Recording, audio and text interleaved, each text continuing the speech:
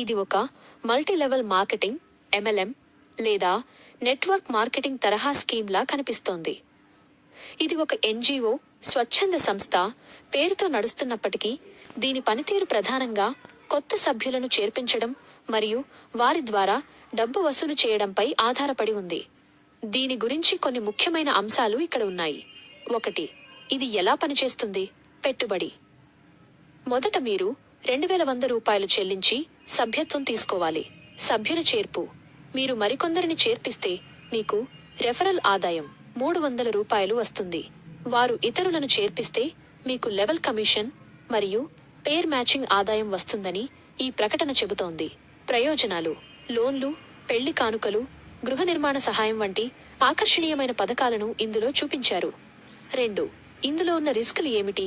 Money circulation.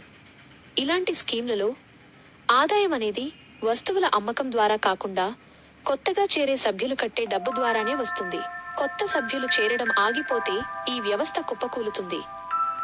Loan మరియు సబ్సిడీలు. కేవలం 2100 రూపాయలు కడితే లక్షల రూపాయల లోన్, అది కూడా సిబిల్ స్కోర్ లేకుండా 20% సబ్సిడీతో ఇస్తామనడం ఆచరణలో చాలా కష్టమైన విషయం.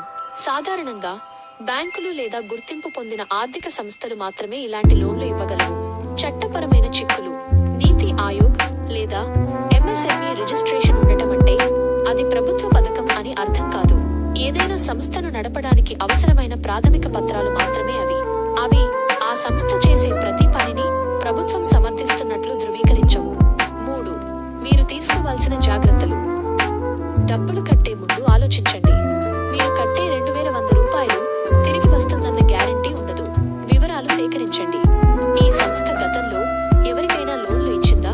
వారి ప్రధాన కార్యాలయం ఎక్కడ ఉంది?